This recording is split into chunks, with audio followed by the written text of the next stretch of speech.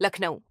अम्मी अपिया मस्जिद में मुहर्रम की 9 तारीख को आयोजित हुआ परंपरागत जलसा। संवाददाता जीशान अंसारी। लखनऊ। पुराने लखनऊ के सादतगंज स्थित अरब गली में स्थित अम्मी अपिया मस्जिद में मुहर्रम की 9वीं तारीख पर परंपरागत वार्षिक जलसे का आयोजन किया गया।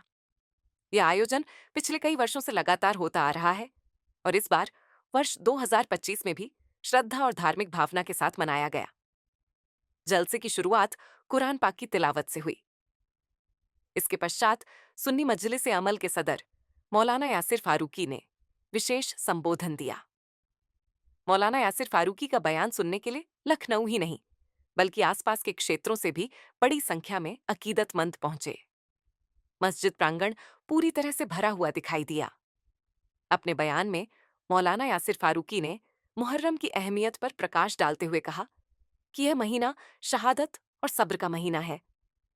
उन्होंने मैदान करबला में शहीद हुए सहाबा और हजरत इमाम हुसैन की कुर्बानियों को याद किया और कहा कि इस्लाम की बुनियाद ही इंसाफ, अमन और सब्र पर है।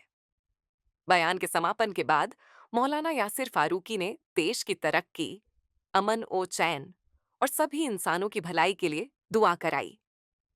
इस मौके पर स्थानीय लोगों के अलावा कई धार्मिक और सामाजिक संगठनों के प्रतिनिधि भी मौजूद रहे। जलसा शांतिपूर्ण और भावनात्मक वातावरण में संपन्न हुआ। जलसे हो रहे जगह जगह पर मुहर्रम महीने में जलसों को लेकर क्या वजह है?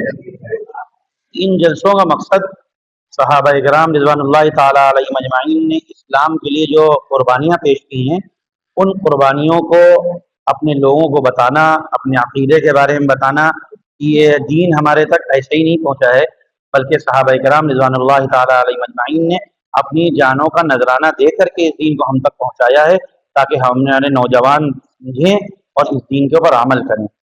मुहर्रम महीने में जो शहीद हुए थे मैदान करबला में, उसको लेकर क्या बताना चाहिए?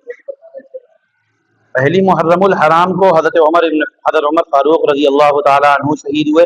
इसी तरीके से नवासे रसूल, जिगर गोशे बुतूल, हम सब के दिलों की धड़कन हज़रत हुसैन रज़ी अल्लाह ताला अन्हु की शहादत 10 मुहर्रमुल हराम को हुई थी।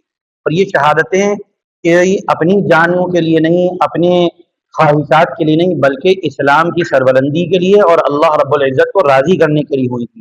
लिहाजा उन्होंने जो कुर्बानियाँ दी हैं वो अल्लाह को राज़ी करने के लिए दी हैं। इसलिए हमारा ये पैगाम है, हम अपने नौजवान नस्लों को, अपने लोगों को ये पैगाम देते हैं कि हम लोग भी इसी तरीके से अपने दीन की इत्तिबा करें और उनके बताए हुए तरीक़ों पर चलें, और जिस तरीके से उन्होंने कुर्बानियाँ दी हैं, हम लोग भी इसी तरीके से इस दीन के लिए कुर्बानी दे करके इस्लाम की मदद करें। जलसे हो रहे